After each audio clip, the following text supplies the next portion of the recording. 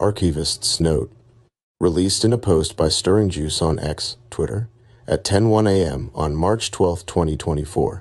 This is a copy of the original with the transcription of the video linked in PT2. End of Archivists Note. Disclaimer: this can't be a defamation case. I do not want my name to be associated with this situation, and all other names will be censored. The victims are allowed to come forward if they wish to. I understand it will be impossible to hide, and that's why, afterward, I will be leaving my accounts associated with this name. Originally, I decided against talking about my side of the story, especially when I promised to keep quiet. However, I feel like it is necessary to understand the context. I and several others have noticed this behavior pattern that Alex exhibits. This was dealt with in private many times before coming to a conclusion.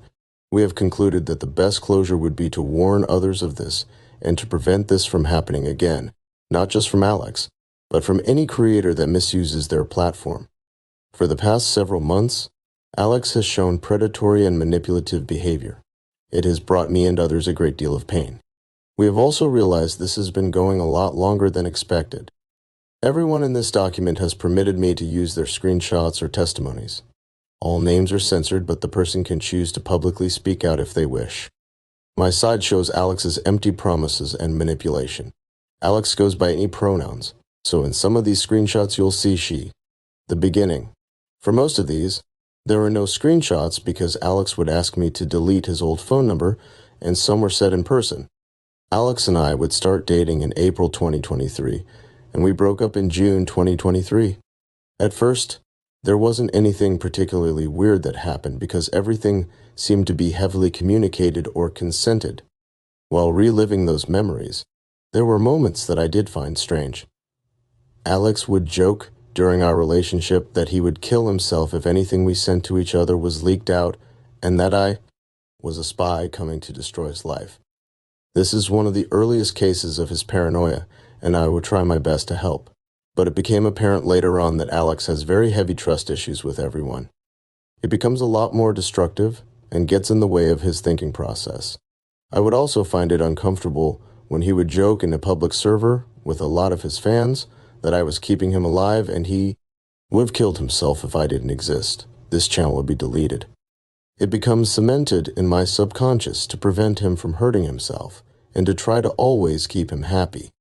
He would tell me that he would masturbate several times a day to my photos and messages before we opened up sexually, while implying non-con fantasies he would do to my clothing if we never opened to each other. He would later on confess to wanting to wear my clothing before we opened up as well. Everything about me was sexualized heavily over time, including my face, my voice, and any clothing that I would wear. It ruined the way I viewed myself and how I viewed romance. I tried to accept that this was normal and would consent to it, but it was only after the fact he would confess these things to me. These behaviors are extremely unhealthy habits and showed he hardly had any self-control. He confessed to me, in a call, that he would have fantasies about others, especially about their clothing. PT.5. The aftermath of the breakup would strain our connection over time. Alex had broken up with me over text and mentioned he was not feeling any romantic tension between us. It was a noticeable gradual issue that our messages would mainly consist of sexting, and it had less of that romantic feeling it had in the beginning. I tried to suggest activities we could do to build that connection again, but I never really got an answer for this. Even when we called, I felt like it was brushed over easily.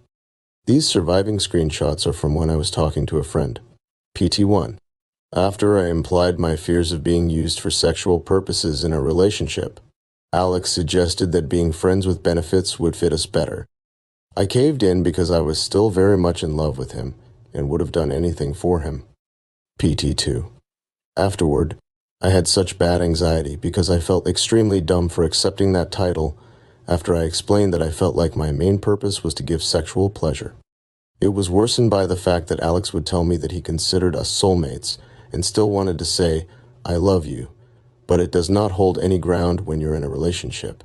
He also allowed us to explain this to our close friends. This just felt extremely careless.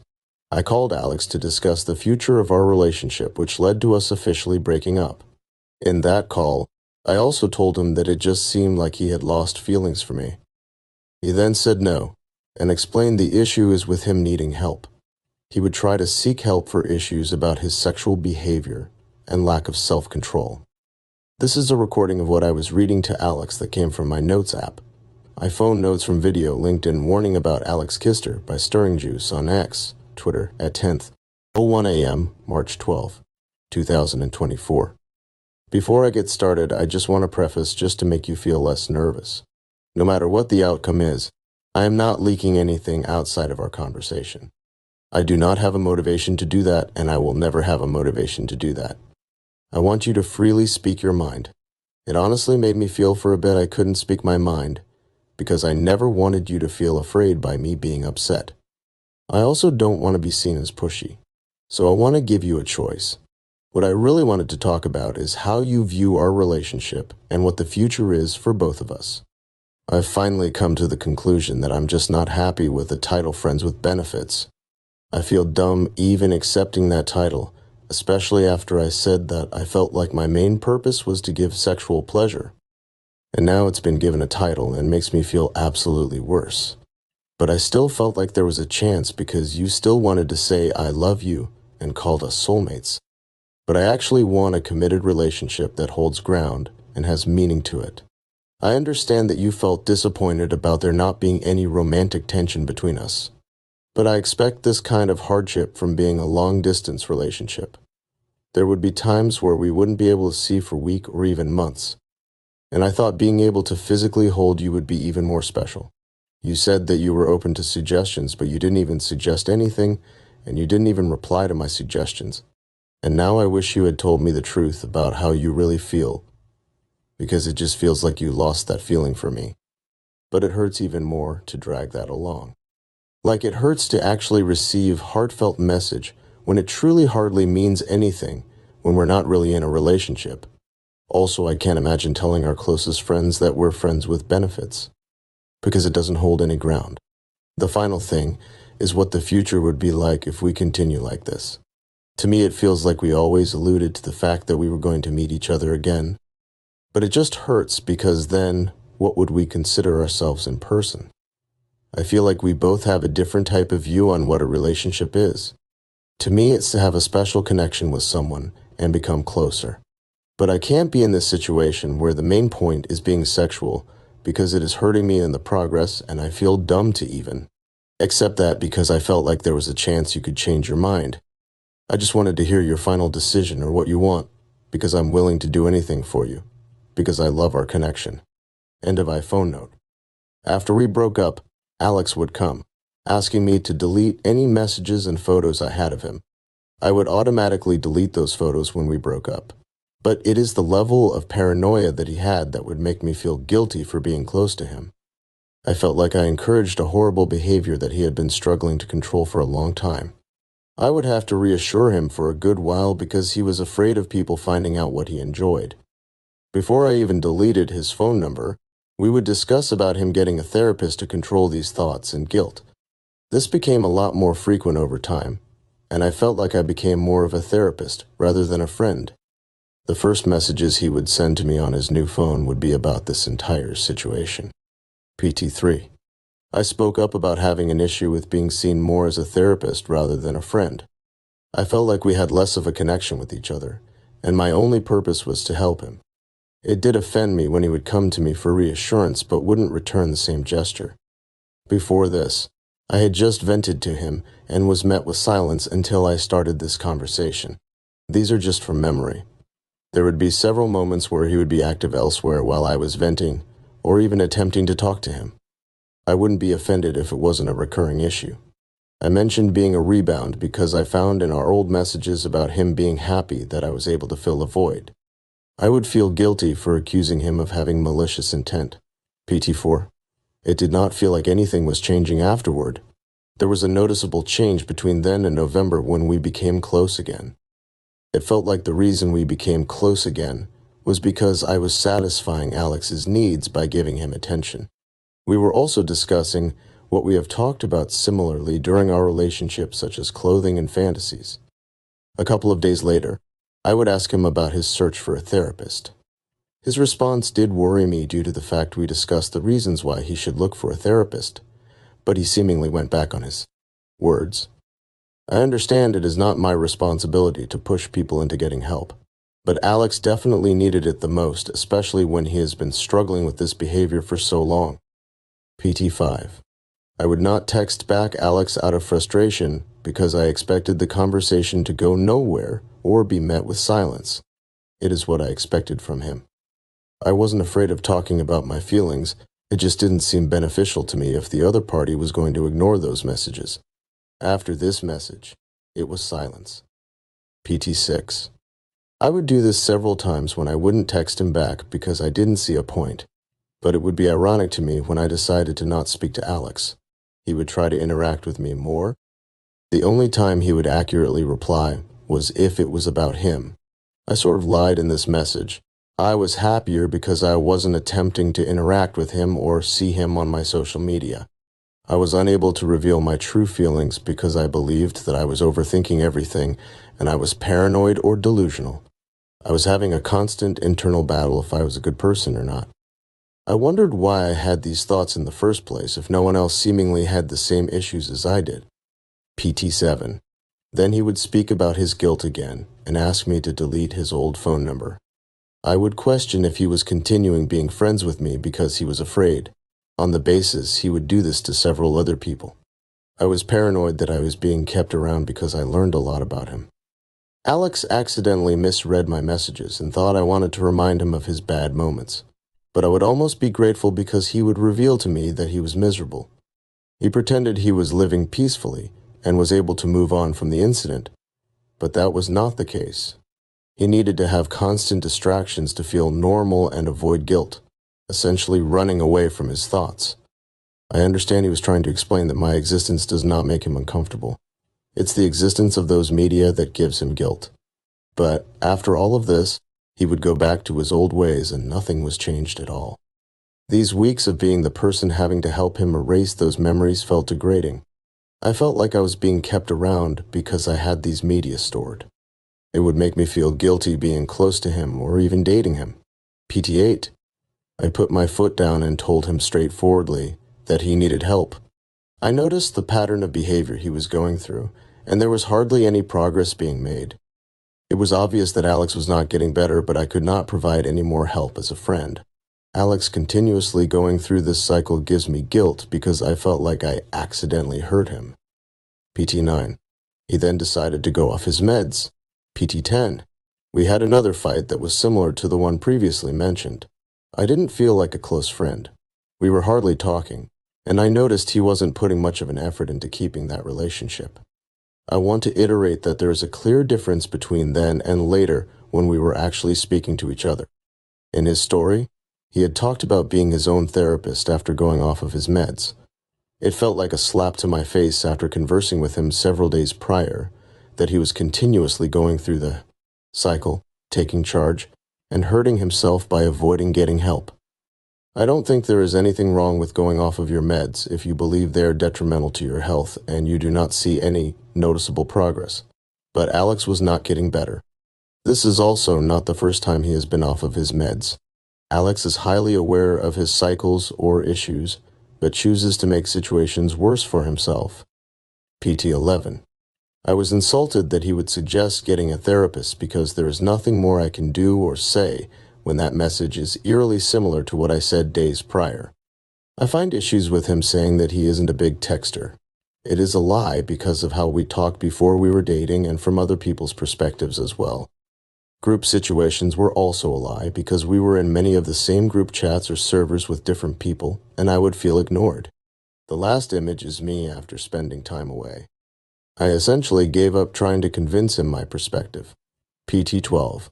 Below was the catalyst for an argument in September. It was the moment I realized that I was wasting my time fighting with someone who was unable to see my perspective because he didn't understand his own feelings and refused to change.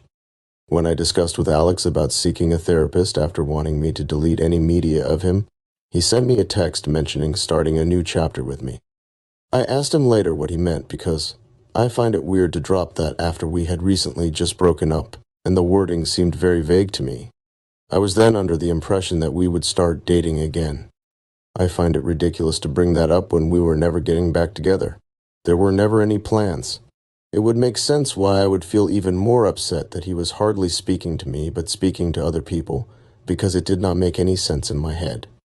I have explained this to so many people, and they were also confused by his explanation. PT-13. Nearly a month later, I would ask him for clarification because I was confused. I wanted to believe that I was overthinking and that it was my fault for not asking for more details or not assuming it was just about being friends. But none of this makes sense. None of this new explanation would have ever been known just from the previous explanation he gave me. We did discuss it. You just seemingly gave the worst explanation. Again, I find it ridiculous to bring up not being mentally ready to be in a committed relationship after we had recently broken up. I wanted to pretend that this was okay, but after conversing with my friends about what happened between me and Alex, I wasn't overreacting. I was being emotionally hurt whether intentionally or not. This was officially my breaking point. PT-14. Alex is unable to understand my feelings. It just didn't feel like the same person that I was in love with months prior. These explanations did nothing but put me in a constant mental loop. This wasn't normal behavior, and it would be a nightmare for other people to experience this. But it seemed like I was the only one who had issues, and I was alone in all of this. It is disgusting to go into a relationship when you're unprepared for the hardship and hardly give any effort. I felt like we only got into a relationship because I gave him his attention and wants. Our relationship gradually changed over time for the worse as it became more sexual rather than romantic. While friends with benefits, I would notice that the attention was mainly focused on Alex rather than shared. Despite sounding angry, I still wanted to see some growth from him. This was someone who had a growing career, but I feared it would be potentially ruined by his emotional immaturity. I never planned on releasing this publicly because I believed it could have been fixed privately. I was extremely hurt, but I saw it unnecessary to release this. I would talk to some close friends about this in private to feel less alone. Despite that, my ultimate rule that I would tell people is that this should not be public. I finally decided to release this to show how Alex has not improved, and his behaviors seemed to get worse. It never felt like I was talking to an adult. I felt like I was talking to a child. PT-15. Nearly 2 weeks later, he came back to me to report that he had a therapy appointment. I understand my comment was snarky, but I truly did not expect him to get help based on previous conversations, and I did not want to go through the same cycle of demanding an answer. The word miscommunication would understate how mentally exhausting this situation became, and it would be a common word used to excuse his actions. It all came down to Alex's incompetence. I predicted this long before, that us not talking anymore would persuade him to get help. It made me feel weird because why did it have to get to that point, and why didn't he take advantage of his resources? Before, I made the mistake of continuing to be friends with Alex. I felt guilty, and I felt like I wasn't giving him a chance to improve. I never gained anything from being friends with him. I don't know how. We became friends again. I gave up fighting for my position, and I was hoping for a change. For some reason, I missed him. I learned that behaviors can be unexplainable, especially when the other person cannot understand their own. PT-16. Between. There weren't any prominent moments besides this small discussion I had with him about his private story. Alex would time to time discuss his issues about frequently making friends in his community. He acknowledged in the past that it is uncommon for creators to befriend their fans. It is quite noticeable before this situation that Alex would be very talkative with his followers. He feels a big disconnect between himself and his fans, in which he does not feel like a creator, nor does he have a status. It is the creator's job to understand that power imbalance when interacting with fans. A creator has influence over their fans because of their status. It's fine if a creator does develop a friendship through their own community. It's not impossible.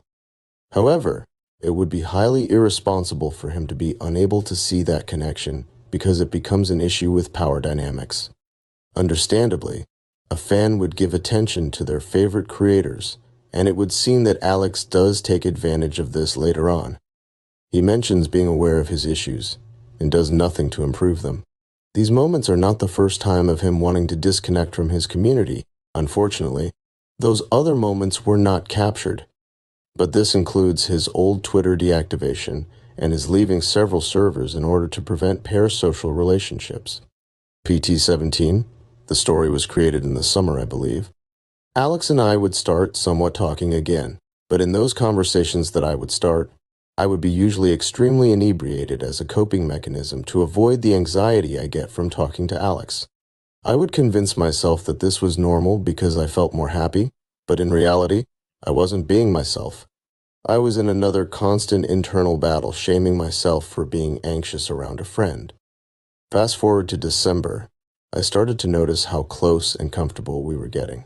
A lot of our conversations were similar to how we would talk to each other when we were dating. I was getting mixed signals again. These conversations would range from complimenting each to fantasies that Alex had, including wearing my clothing or being me.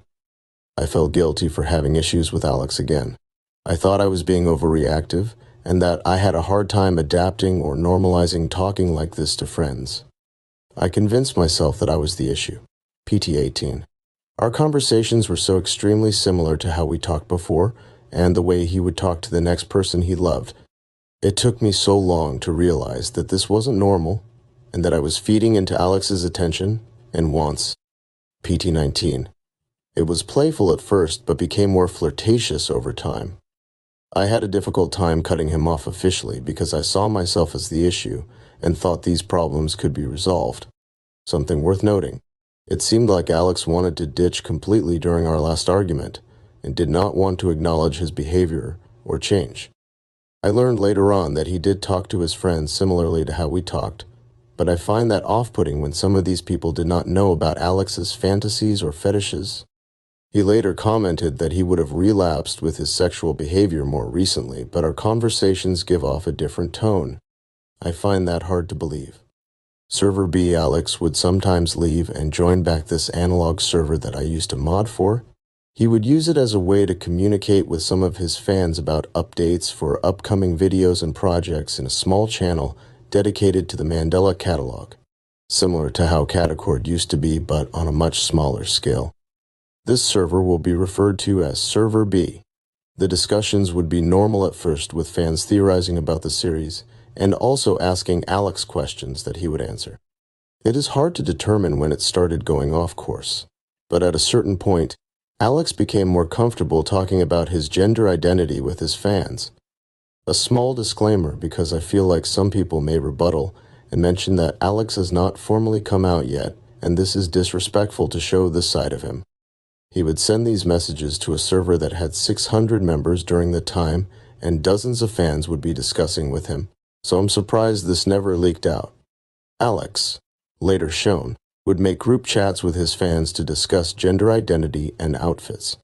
As the writer of this document, I am trans, and some of the people who are affected by him are trans as well. Alex's identity is a unique case. People should be warned about his predatory behavior. PT-20. None of us saw an issue with him exploring this topic at first, because we believed it was innocent. However, the uncomfortableness started to settle in when we realized this was more parasocial rather than beneficial. I did not want to ruin the fun of others, so I regrettably kept my mouth shut about how I felt. PT-21. He would change his name in the server to Amelia, as I and another friend suggest. PT-22. I finally reached my limit when Alex started talking about wanting to create a group chat with some of his fans on the server. I quickly messaged Alex expressing my concern about this because I knew it would come off as weird and controversial for a creator to make a group chat with mainly minors. However, I would quickly delete my messages because they reminded me that I should not be teaching a creator what to do and reminded me of the discussion we had months ago about needing to stop making friends. With fans, it meant that he had not improved. Alex's behavior should not be my or others' responsibility. I should not be this stressed out about a person, so this made me want to stray away from Alex entirely. PT-23. Referring to the last image, I would, later on, find out that this group chat did actually exist at some point and was later deleted. It included some people from Server B, and it had channels where people discussed about gender and outfits. From one witness, they had posted a photo of themselves in a dress with Alex commenting things such as, "I am so envious of how you look." I want to look like you, and I am so jealous of you. This person would feel uncomfortable with these comments. It is perfectly fine to explore yourself. I and others know that experience very much. The issue is that minors and adults have different experiences, and some of these fans were pretty young, mainly between 14 to 17. Alex should be talking to someone with experiences around his age. This sets up parasocial relationships with fans as Alex continues to talk to them on a personal level. Your fans are not your support group, and it is rare for YouTubers to be this personal with their fans. Note that no other analog horror creator does this. Alex has issues with not understanding parasocial relationships, but that is non-excusable when he is already self-aware of his issues. There is a power imbalance because he is a well-known creator with a wide audience, meaning these fans are willing to provide you with attention. Because you are their favorite creator, it becomes addictive to talk to your favorite creators if they seemingly act like a friend. It is the friendliness that hides that predatory behavior, and it can become incredibly difficult to detect because it makes you feel good to be able to talk to your favorite creator. I considered Alex my friend, but as a creator, you have a level of responsibility because you have built an audience. These young fans are impressionable as well. I then created a thread for the channel because I was getting a little annoyed with gender discussions and the Mandela catalog discussions colliding and constantly going off track. He continued talking about his experiences and what he does in private. PT24. He then created another group that we would secretly add people to. It was the same as previous chats he would make. He would talk about gender and share outfits.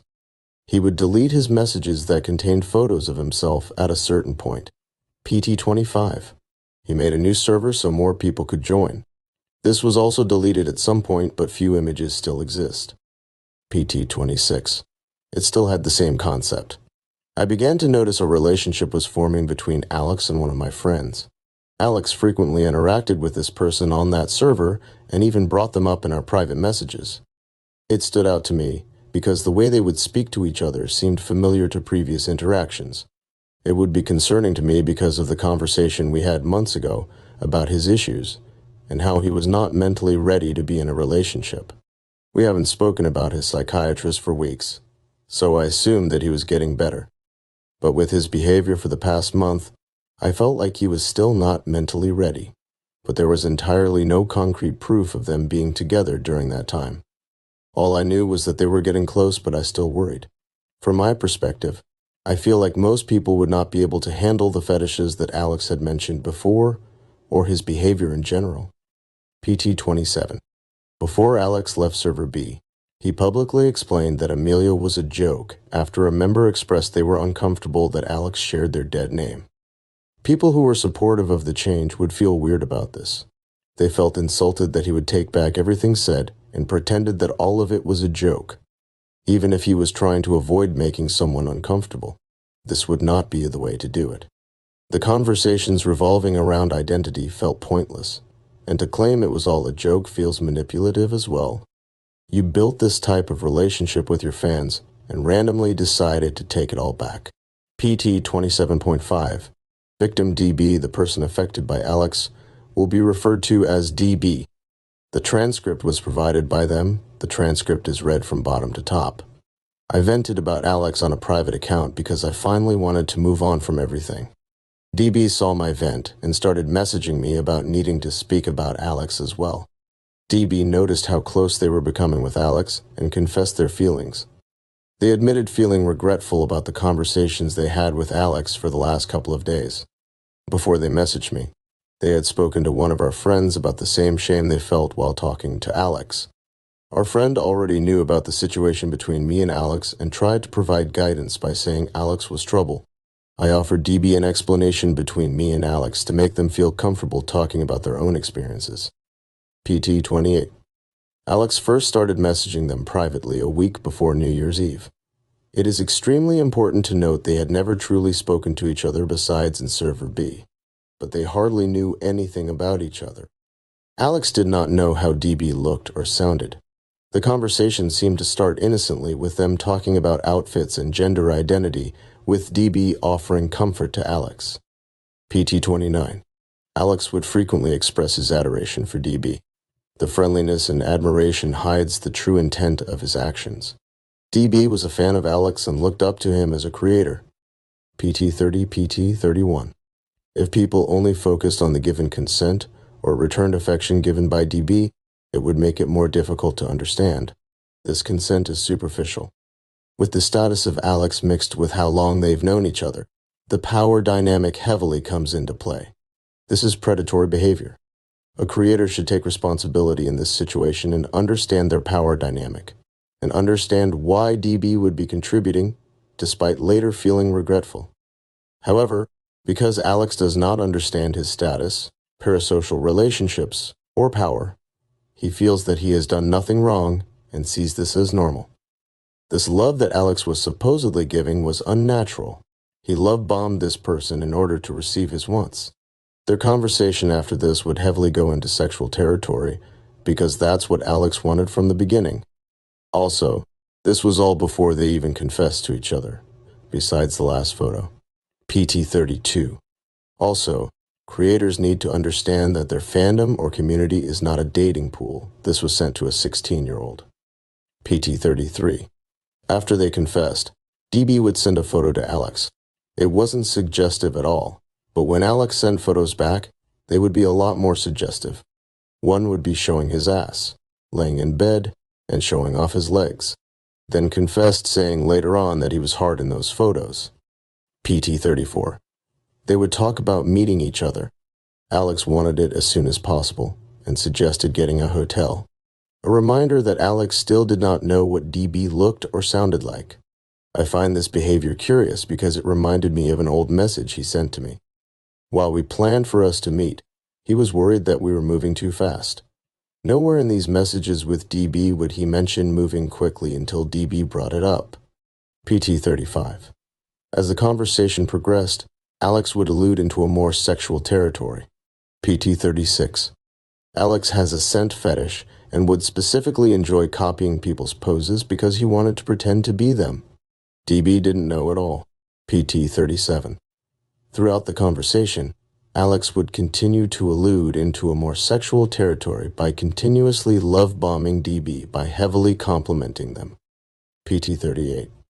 DB would express later that they felt uncomfortable with how much Alex revealed to them, such as sexualizing their outfits that were meant to be shared in a friendly way, sexualizing their compliments, their confession, and making the server and group chat as a way to gain attention. In a new relationship, a party may feel obligated to continue and to have difficult time saying no or expressing their discomfort because they're afraid of disappointing the other party. Alex just wanted to get off and was moving quickly to express his fantasies and desires. PT39. After they discussed boundaries, Alex quickly alluded to sexual territories again, despite DB mentioning they were around other people. DB would send more photos of their prom dress, specifically where they were at prom. Alex would then admit during this that he came to DB's prom photos but later deleted them. DB started to dissociate during it, as a reaction to a deleted message that Alex had sent. PT40. DB and I would compare our conversations with Alex to each other, and it was legitimately word for word. We both felt objectified by Alex's constant sexualization. These conversations would feel as if Alex wants someone to indulge in his fantasies. This isn't how you show love to someone. PT41. DB would discuss with Alex again boundaries, feeling that they've been moving too quickly. It's been only 2 days. Alex should know and notice that they've been moving at a fast pace if he's embarrassed by his own messages and does not need to be constantly told what is wrong. He has no excuse for his behavior. He has not learned from his mistakes at all and is incompetent. It was never a mistake that he admitted to non-consensually masturbating to DB's photos that were not meant for sexual purposes. It was never a mistake that he continuously berated DB with constant sexual messages. It is not DB's job to catch Alex's mistakes like he's a child, especially when he acknowledged that his behavior was out of character. He would do something similar where he felt embarrassed about messages he would send to me. Also, this won't be the last time he will bring me up. I have no idea what the purpose of doing this if you're not improving and using our previous relationship as false promises towards others. I actually find it creepy. PT42. Lastly, DB expressed their uncomfortableness with Alex creating a server to garner attention, especially from DB. DB was also upset that Alex went back on his words about identity because they were willing to give so much to comfort. This server and group chat were supposedly meant for friends to share outfits and talk about identities. But the fact the purpose for it was mainly used for one person's attention and photos is extremely predatory and very much premeditated. Minors were in that server for no reason. Alex exploited everyone to gain something for himself. These conversations were hardly consensual if Alex was premeditating these types of interactions just days before they both confessed to each other. PT43. Finding out. After DB told me about their situation, I recommended that they shouldn't reply to Alex, especially when I could tell they were not in a good state. Later, Alex started getting anxious in our friend's server because both me and DB were ignoring him. He then started messaging DB for forgiveness, while also trying to give reasons for his behavior in his manic state, non-transcript because he edited one of the messages. Alex had time to control his behavior and prevent himself from hurting others. Alex will acknowledge his harmful behavior, but then continue to do nothing. He has learned nothing from his previous situation with me. He had every opportunity to get support, but rather than actually improving, he chose to do nothing. He does not learn from his mistakes. Also, it was extremely manipulative to find different ways to try to get DB's attention by implying he was in danger. PT44. The next day, we woke up to Alex spamming me with messages begging for reassurance and an explanation. I literally could not believe this was the start of our new year. I wasn't going to explain the situation to him because there wouldn't be a point, especially if he's in a state like this, and I would expect the same outcome from previous arguments we had. Alex would take nothing from it. So many times while he was in this state, he admitted what he did was wrong. Why do any of us have to explain to him his own mistakes when he hasn't learned the first time? PT45. While during this, he was being reassured by the same 16-year-old from earlier, who had stayed up for a day straight just to make sure he wouldn't commit suicide.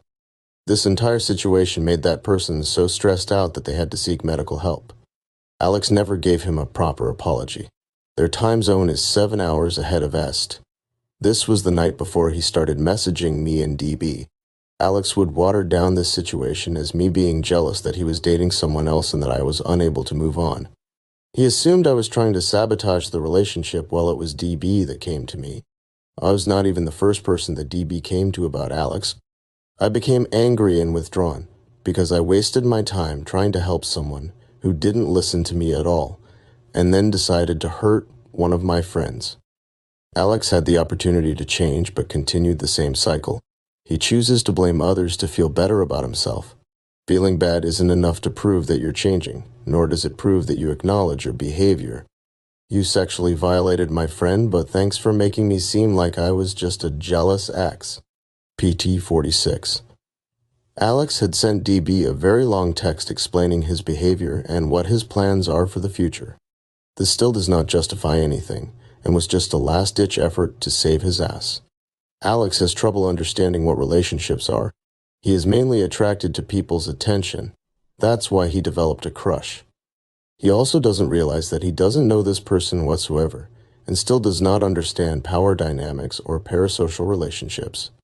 He says he is unable to process this, but that is his fault for not understanding sooner and choosing to hurt my friend. He mentioned his issues with parasocial relationships several times, months before this situation. It is your responsibility as a creator to be able to handle these personal issues. I don't fault any fan or DB for falling for Alex's kindness because he portrayed himself as very friendly. I was worried that I would be ruining the fun that everyone was having, but I am not here to teach a creator. PT47.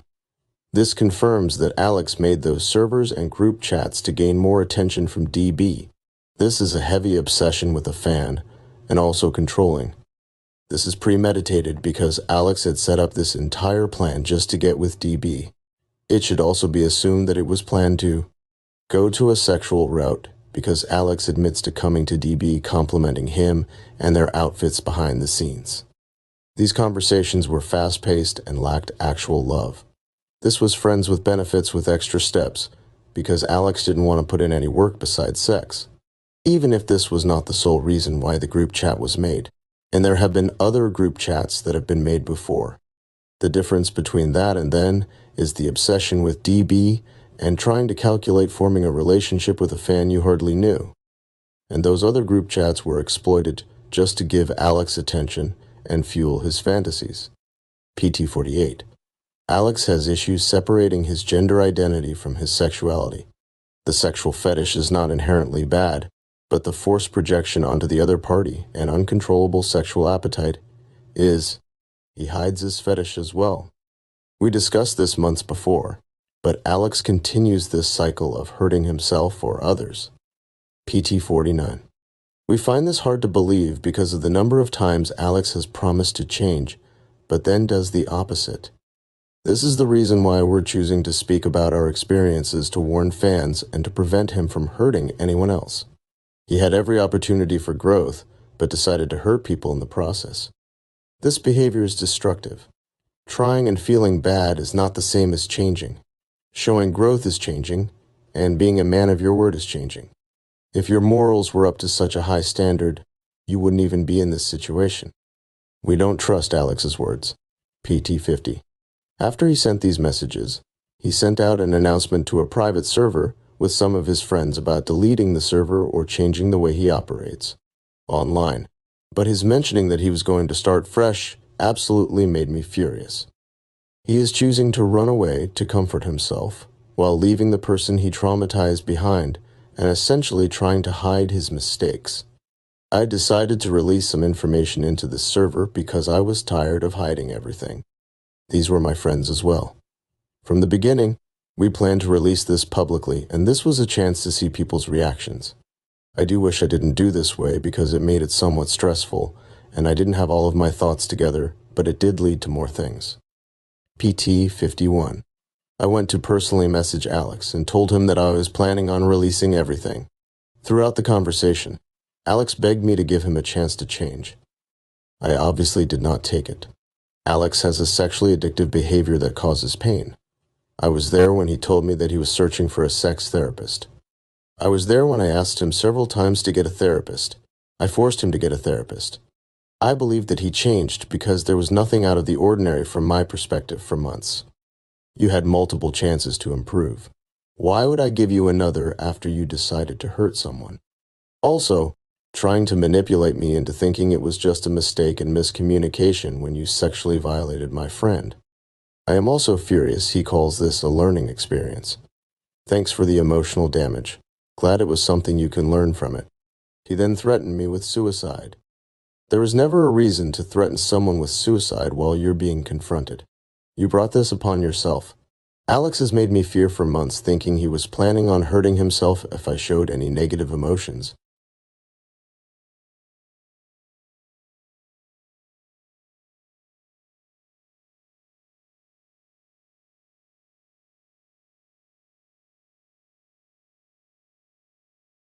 I was done allowing him to get his way.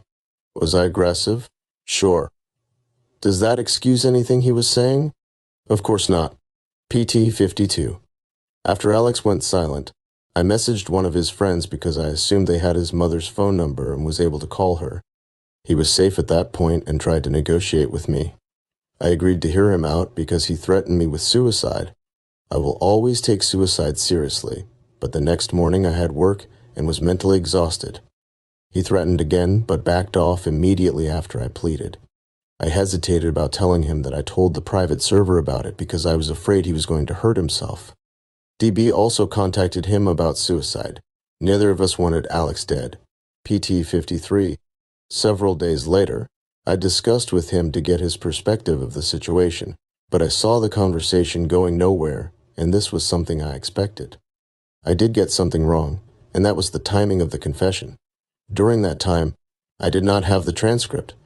It does not disgust me any less. Also, treating the heat of the moment like you don't have the ability to control your thoughts while you're horny does not make you look better. You are still conscious of your actions. PT54. It was silent for days, so I began to pester Alex for a reply. Meanwhile, he came back to his private server, and, Instead of taking the opportunity to talk about his perspective, he decided to accuse them of warning him about his status and that they were not worth his time. These people have been around longer than I have. These are people with their own lives, or even creators with their own work, or people who are VS in the community. These are people who actually saw Alex as an equal. Even when they first learned about the situation, they never insulted Alex. They patiently waited for Alex to hear his side. The reason your friend turned against you was because I provided them with information. They are allowed to make up their conclusions. To only give an explanation to people close to you and leave everyone in the dark is extremely childish. It makes you more suspicious. An explanation is not bowing down to people.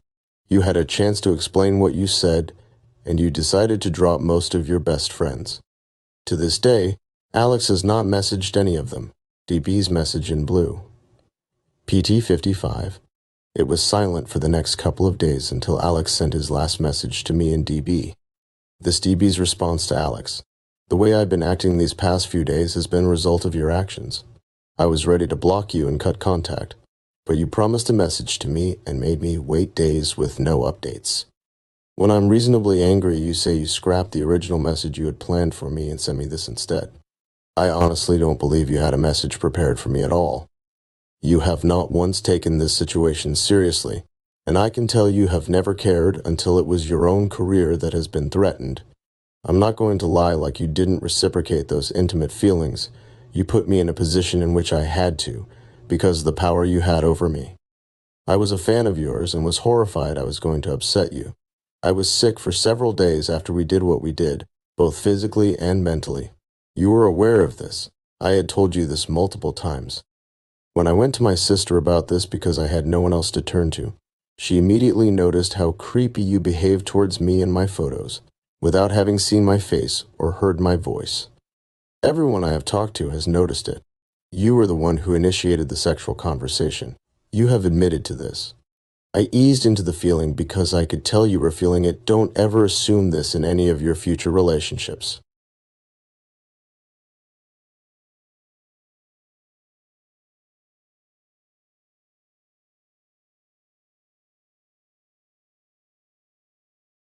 This is not how you ask for consent from a person.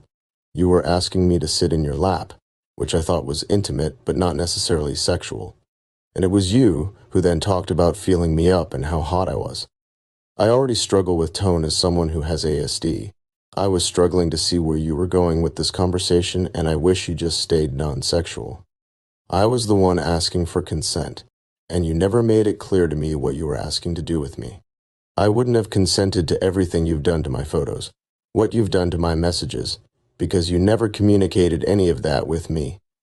You got one yes out of me and took that as permission to be gross to things I sent innocently. That is not proper consent. You admitted to touching myself already long before I was aware. I didn't start touching myself until I had your clear consent. I made sure to check in with you multiple times to make sure everything I'd done or said had your consent. You told me you had ejaculated to my confession to you, to me complimenting to you, to my photos, to me giving you attention. I do not consent to you making my very existence and words sexual. With your manipulation aside, I consented to do things in that moment. Yes, but that does not give you permission to do all the other things you've done. R1. I honestly wouldn't have said anything about the moving too fast thing if it weren't for my sister, because I was scared of you. Because I was nervous about what you would do if I upset you.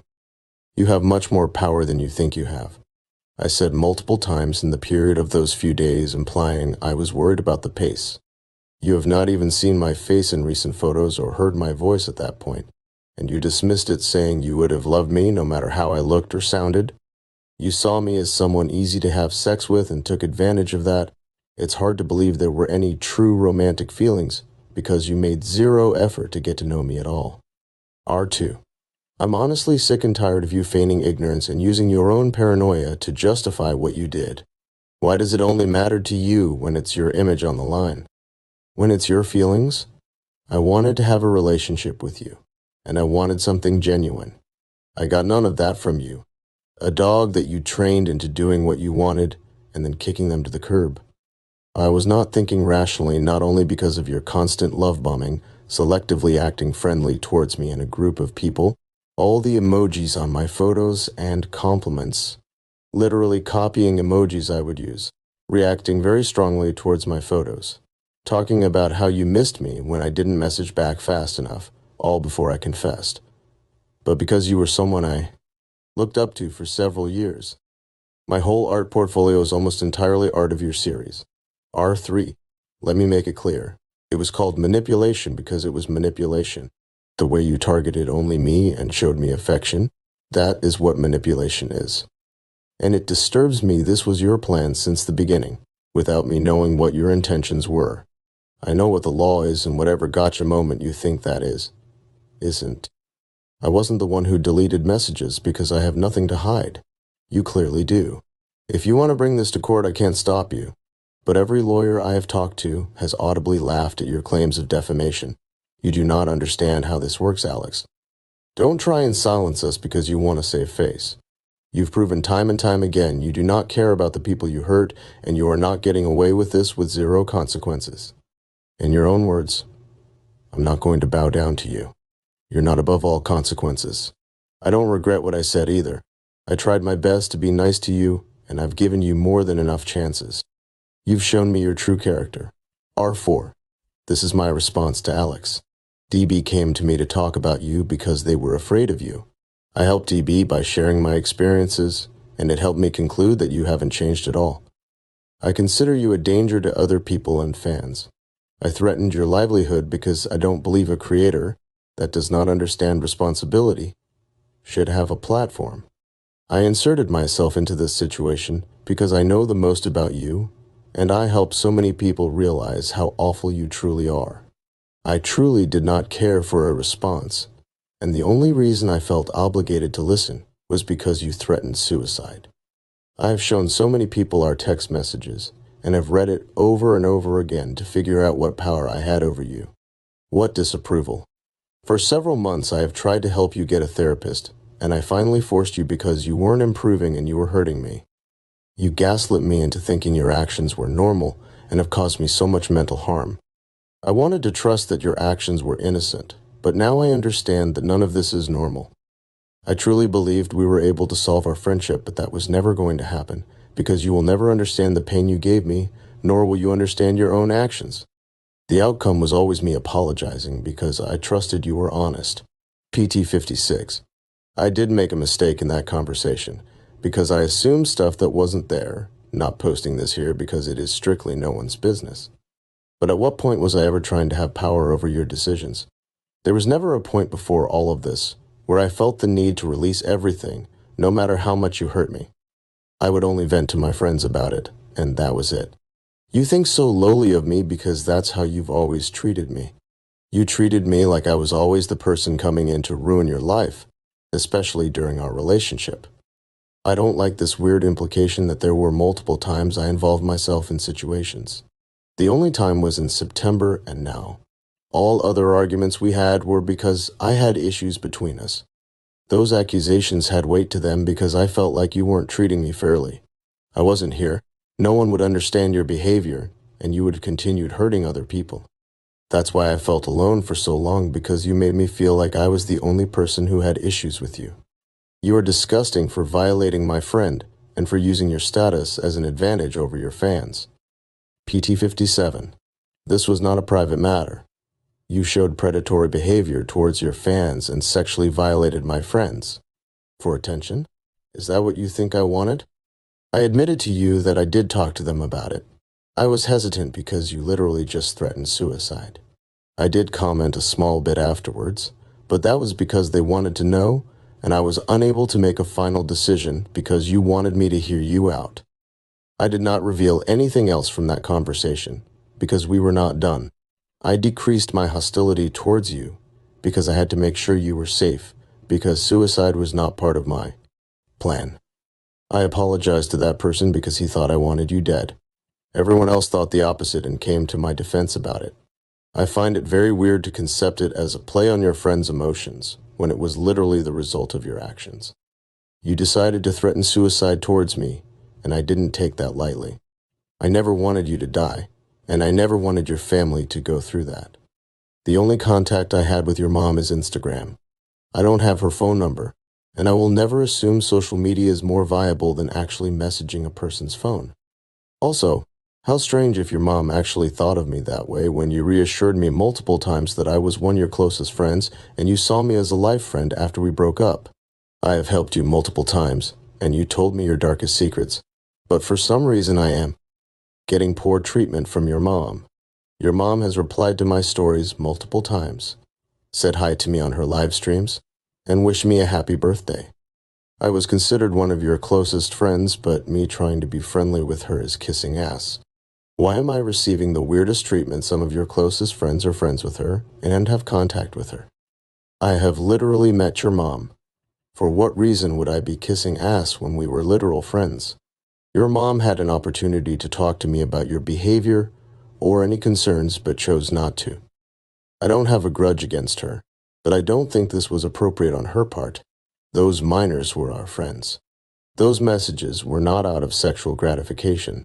It was literally a call out against you. They deserve to know. I apologize to them for having this knowledge of you now because I know how heavy it is. Also, I said that I forgot to censor a person's name.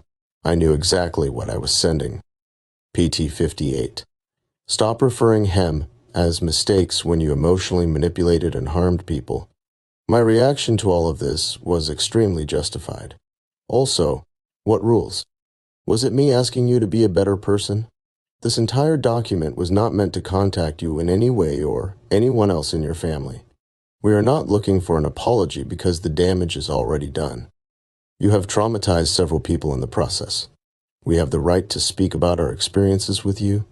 I have included tons of screenshots to make these claims, and has been stated if there is no proof.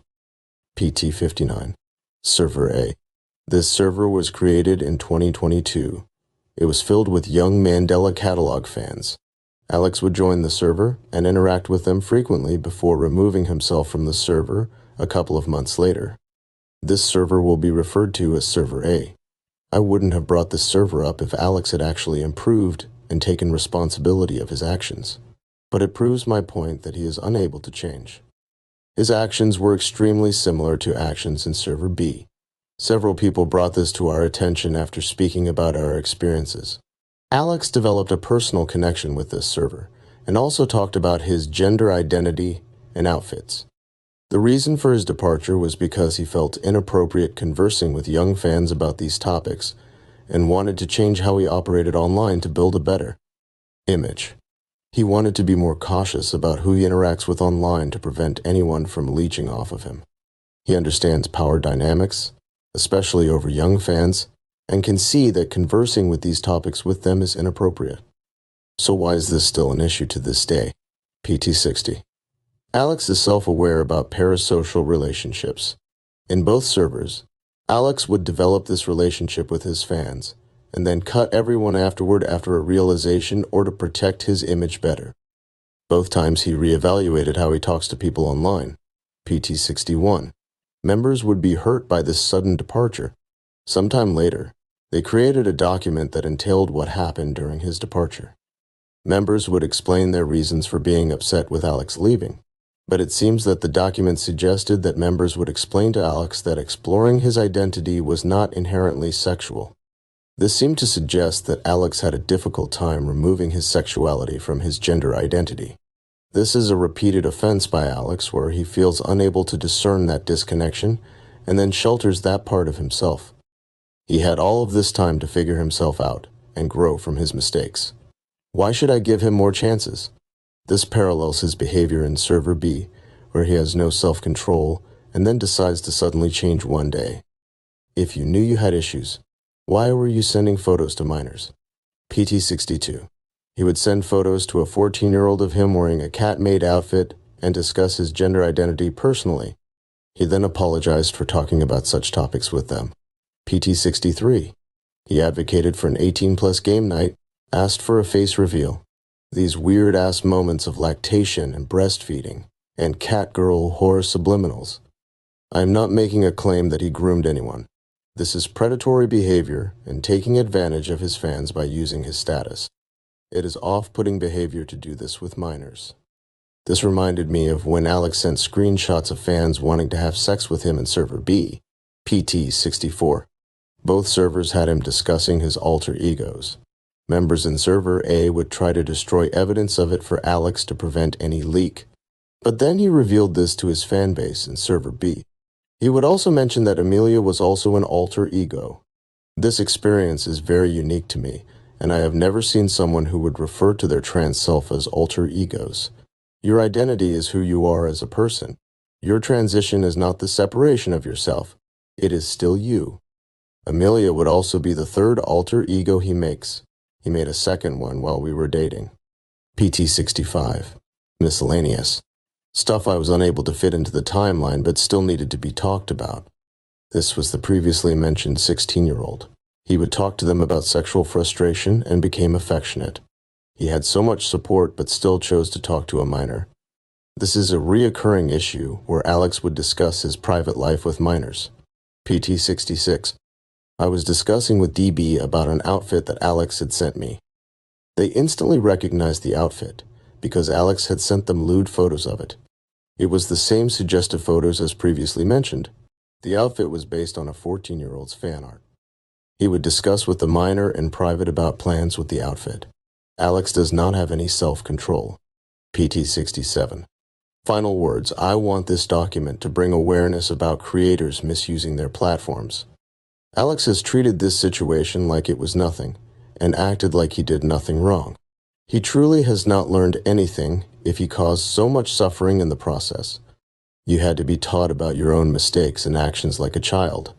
I took so much time to myself during our arguments, because I convinced myself that I was malicious, and I was hurting a supposed friend.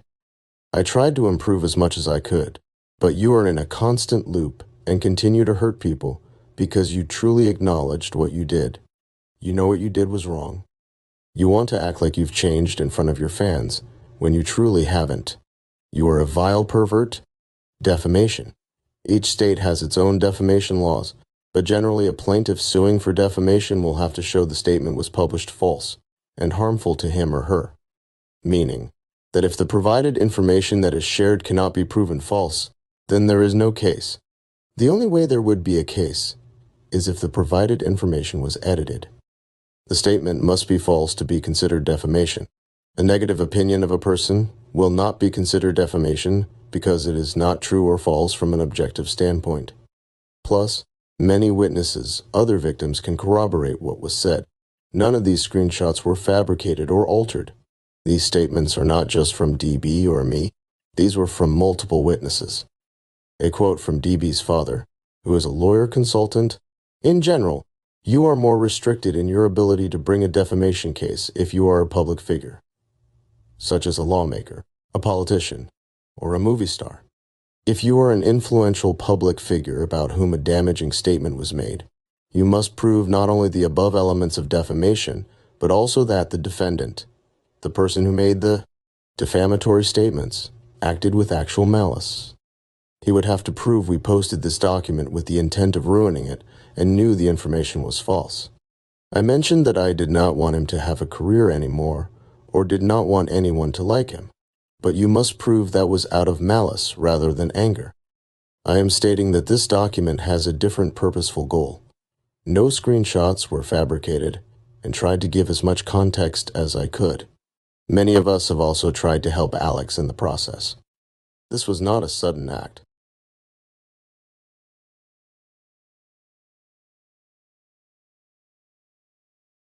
Hello. I have never really done anything like this before. I apologize for any spelling, grammar, or any mistakes in general, but I feel comfortable finally talking about all of this. There are two main things I want to talk about in this statement, and before I talk about it, I just want to state that this isn't to cancel anyone. This is my experience with Alex Kister and Thorne Baker. The first thing I want to talk about is my personal experiences with Alex Kister, and the second thing I would like to talk about is my experience with Thorne Baker and his server regarding what happened today. Before I get into any of that, in case you don't know me, my name is Bella, or Spookyfallas on Instagram. I used to look up to Alex and I saw him as a big inspiration, I loved the Mandela catalog and was such a big supporter. Buying merch, Patreon subscriptions, donating on streams, etc. And also, if you haven't already, please read the document by Stirring Juice on Twitter for all of the information and evidence about what Alex has done. Please support all the victims involved, and please spread the word of what happened. I met Alex in the summer of last year, 2023. I met him through an Instagram live stream, and he followed me on Instagram the night of that live stream, and I was super excited. With that, we messaged each other every now and then. Then one day I invited him to a Discord server with me and some of my best friends. That's where me and Alex got closer. One night we fell asleep in VC on accident, and the morning after, he would message me being affectionate and basically love bombing me out of nowhere. I honestly was too naive to see it as love bombing at the time, and looking back at the messages now, I'm upset I didn't see it earlier. During that time too, I was going through a really bad and toxic relationship, which Alex was aware about, and I was extremely vulnerable at that time. Also, in the message he sent me the morning after we fell asleep in VC together, he asked for my number a bit out of the blue, and I regret ever giving it to him. Our friendship was basically built on love bombing from him and false hope, promises from him. I will provide all of the screenshots at the end of the document for you all to see. All of them are either from iMessage and Instagram DMs. Again, I'm sorry if all of my words and sentences come out scrambled or don't really make sense. I'm still trying to process all of this still, and am still in a mild state of shock. I don't have specific times or dates for the next few messages and things he would send me, since it was really random due to his inconsistent messaging patterns. I understand people are busy and don't have time to check DMs. But his messaging patterns were texting me every few weeks to months. He would say things like, "You're my best friend and I care about you a lot," and "I've never met anyone like you. You're special, blah blah blah." Basically just empty words with no meanings, but at the time I held those close to my heart because I thought he actually meant it all. And honestly, it really hurt me mentally that he would say all of this nice stuff, then basically not say anything for weeks on end. It made me think badly of myself, wondering what I did wrong or if I said anything wrong. It would get to the point that I would get extremely worried that he didn't message for a while because he had the tendencies to, say triggering things about himself and I. Got worried that he did something, so every now and then I would message him asking, "Are you okay?" and basically just checking up on him, and still, no replies until weeks later. It was honestly so mentally exhausting, and I didn't know what else to do. It made me question everything, if I meant anything to him and if he meant that he said to me. Another thing I would like to mention too is that every time I posted a selfie of myself, he would always like it. It was posted on my story BW, but he wouldn't like any of the other stories unless it was a selfie of me, which now that I think about it is really weird. There's more I want to say regarding the Alex situation, but I don't feel right mentally to say what I want to say, so I will leave it to there right now and still provide screenshots at the end. The second thing I wanted to talk about is my experience in Thorn's server regarding the Alex situation. I was in Thorn's server, and all of the members of his server, including Thorn himself, were basically not believing it, and I said something, saying to believe the victims and that Alex is a bad person, to which I eventually got banned from the server, and I got a screenshot from one of my friends that in the server they basically called me slurs for trying to speak the truth about Alex. I find that to be extremely rude and not okay at all. Thorn is extremely disrespectful for letting that happen. That's all I want to say about the situation right now. And again, I'm sorry if this came out all scrambled and such. I'm extremely hurt mentally about this situation. My DMs are open to anyone who is affected by this situation. And please remember to support the victims and spread the word. Take care, and please be safe, everyone. Screenshots are out of order BW. More on second page. 1013. Spooky Files. Fortnite Battle Pass at Jude Pollard A. Like he never interacted with my content or me. I totally understand. If I'm being honest, you're really cool and fun to talk to and play games with. Sep 2, 1:21 p.m. Reply to your close friend story. Alex Kister Catalog Sep 5, 10:32 p.m. Replied to your close friend story. I'm so sorry for Ing, I'm just really frustrated. Petition for me exto. I am always here for you, I promise. That honestly means so much to me, Alex. Thank you so much. And I promise that I am always here for you as well. Sep 2 p.m. Message with this. I'm really sorry, Bella. Is there anything I can do for you? It's okay, thank you. I just don't know what to do. I'm honestly scared. Would it be worth blocking him or ignoring him? I have tried, but he's the type to make more accounts to try and talk to me. I just found out he recently made a fake account to stalk me in the Bon Hate page. Server. Message. 10:13. Alex Kister Caldiog. Sep 16, 11:00 p.m. Replied to Vower close friend story. I have no idea if I'm making you feel this way, but if it is, then I promise you that I'm not forgetting. You or think you're annoying.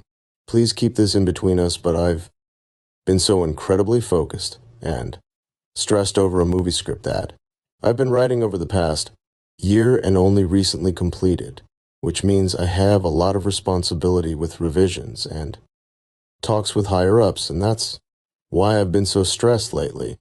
It's not you, I promise less than 3, I hope you're doing all right. Aw, Ox, I promise it's not you. It's message. 10:13, 10:12. Alex Kister Catalog. Spooky Fillets. Fortnite Battle Pass Jude Pollard 2. I'm like actually disgusted, RN. Thank you. 401,011 minutes, 11:023 OMG. Thank you so much. Oh my god, FA. And it's really nice to hear that I don't think I've really been told. Something like that. I've been having a really struggling friendship lately, which has reached its worst moments within the past week, so it's nice to hear that. Thank you. No worries, you're good, El Mayo. Replied to you. Thank you. But I hope what I said earlier. More. It doesn't come off as weird, I promise. You come off as very caring and kind, which is really good. I wish I could be a better friend for you. 024, is it okay if I send a voice message? My keyboard literally ran away. 4911, one first one. Yeah, absolutely. I understand that means a lot message. Thank you, woo. Message. 1012. Alex Kister Catalog. I wish we lived closer. It's much harder for me to maintain connections over the internet, YK. Oh, T-Bank you, that means so much to me. And same here. 2. I'm so sorry about the random numbers too. My keyboard is literally spinning foe. It's okay. Thank you, Tafar. But I hope what he said earlier didn't come off as weird or anything. You genuinely mean a lot to me, and I hope things go well for you.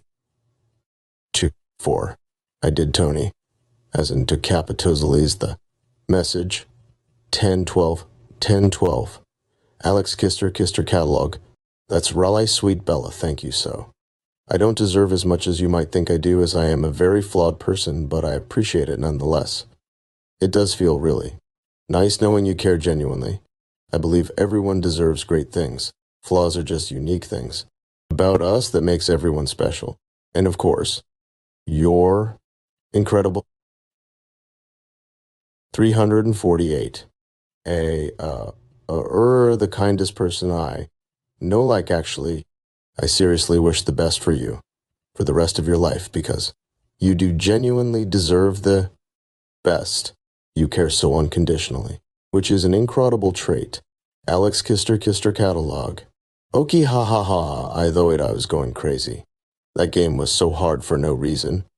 Deck 24, 3:34 p.m. You replied to their story unavailable. OMG, I remember those. Deck 25, 2:39 a.m. Hey! Merry Christmas, if you celebrate. If not, then happy holidays. Deck 29, 9:51 p.m. Healy, did you still want to watch Hereditary? Desk 31, 3:46 p.m. You tagged Kister Catalog in your post. Spooky Files. Message, 9:54. Alex. Interesting hearing that come directly from a medium. I've always heard that exact claim throughout my life, but I was never sure if it was something to be taken seriously or not. I've heard that too all the time. Booty always thought it was a way to have people stay away from Ouija boards, haha. Also, I hope you've been doing well. DTU, October 3, 10:20 p.m. Hi Alex, I saw your story and wanted to check in on you too. See if you're okay. Lude on December 6, 8:41 a.m. Hi, sorry about the random message, but I just wanted to check in on you to see if you're doing okay. I hope that doesn't come off as weird too. iMessage. 9:54. Ailey. Always heard that exact claim throughout my life, but I was never sure if it was something to be taken seriously or not. I've heard that too all the time, but I always thought it was a way to have people stay away from Ouija boards, haha. Also, I hope you've been doing well. D2, October 3, 10:20 p.m. Hi Alex, I saw your story and wanted to check in on you to see if you're okay. 2, December 5th, 8:41 a.m. Hi, sorry about the random message, but I just wanted to check in on you to see if you're doing okay. I hope that doesn't come off as weird, FA. 2, December 5th, 11:48 a.m. iMessage. Pay. E. Spooky Philes, it genuinely sucks that Thorn supports and Abuzeri support the victims. Today at 8:33 p.m. working with someone you didn't know was a shithead doesn't make you one. Retarded ass logic. 911-27-8505 R1E1. 950. Less than 22 LA. Oh my god, that also reminds me you were in my dreams last night, but I forgot literally everything that happened. Laugh out loud. Boah, I hate when that happens, cause usually it's an interesting dream, yet I always tend to forget it. Ow, yeah, literally. All I remember is that you were wearing like a light pink sweater. That's all. LMFAU what? That's actually crazy because I actually own a light pink sweater with Pac-Man characters on it. I don't know where it is, but I know I have it, foe. iMessage. Teenage disaster today at 1:01 p.m. Whole situation is bullshit. I'll talk more ABT it later. Black Miss Fuck You Alex.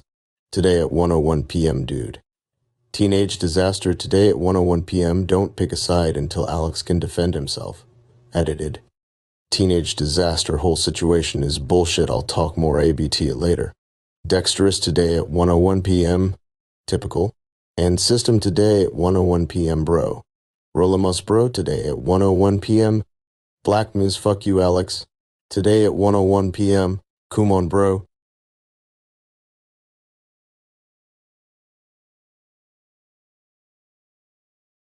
Before I start, my name is Jeremy, but I'm leaving everybody besides Alex anonymous unless they ask me otherwise. I will also be alternating pronouns since Alex uses all. Alex and I became friends in September of 2023. I was a fan of his for years, and it was obviously an opportunity I wasn't going to pass up. The initial reason we formed a close friendship was because he wanted to meet up since I was visiting my dad who lived close to him, so it seemed like a fine opportunity. Also, I am a trans man. I use he, they pronouns, and he knew this. October 2023. It started feeling like Alex was flirting with me. I confided this with friends and they all shut it down saying no way, and I came to the conclusion I was making it up, but any of the time I had these thoughts, it would only be in regards to any female character I cosplayed. She started sending me paragraphs of reassurance and saying how much he needed a friend like me, etc. It felt so reassuring to know, and I gave back the same energy because it seemed genuine. These ended up stopping after about a week. During this time, he confided in me and told me about something very personal. I won't share because I respect their privacy either way, and it's not relevant to this topic.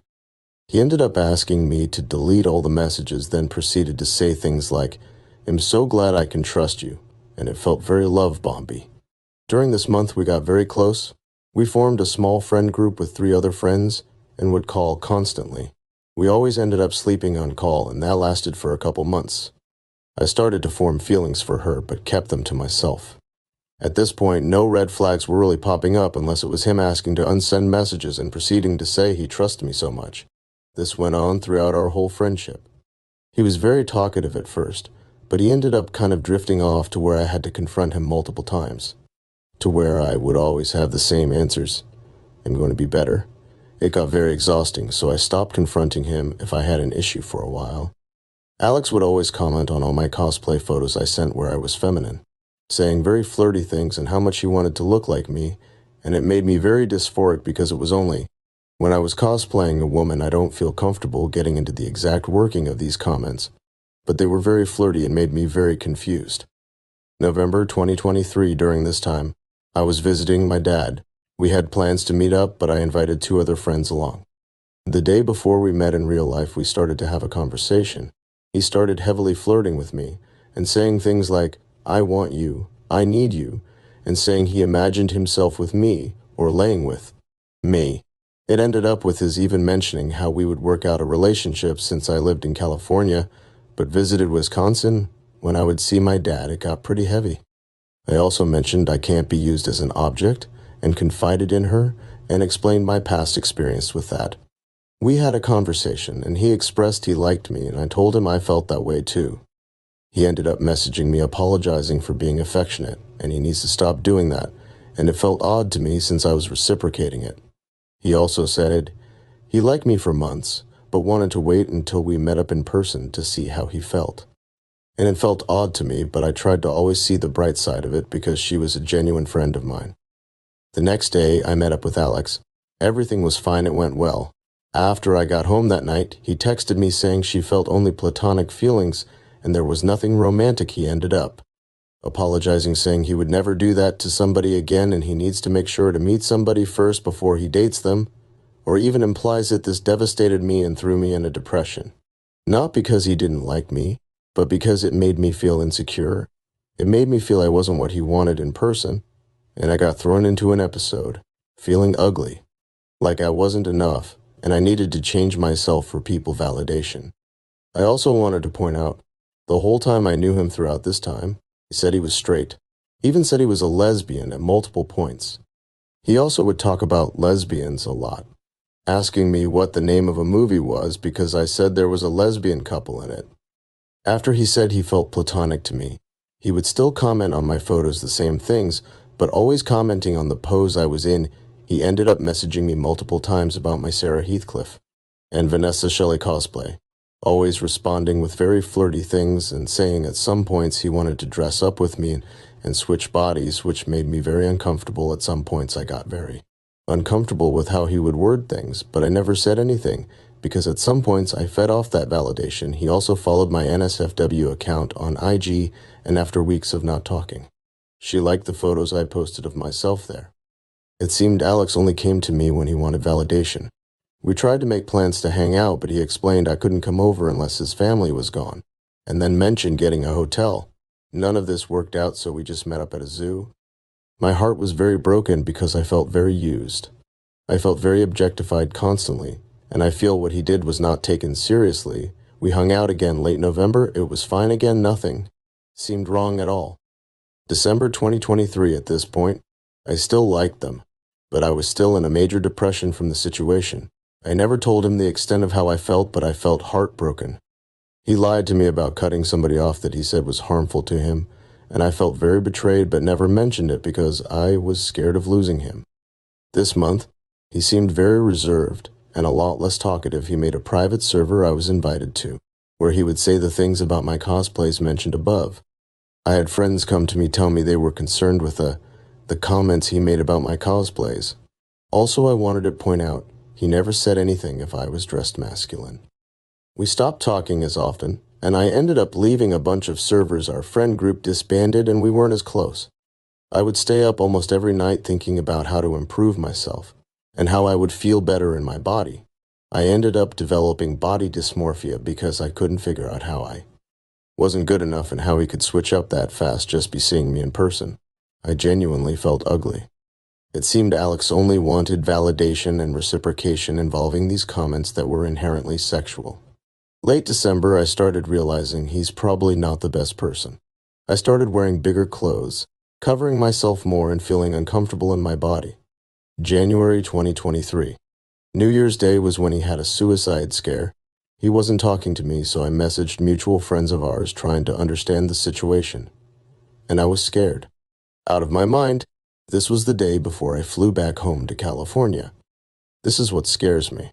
Because nobody wants Alex dead or hurting himself, I haven't said much of anything in pure fear of Alex doing something to himself, which at some points I felt pushed back talking about. My experience, but which is why I'm doing it now, since I feel more comfort knowing some people experience similar things.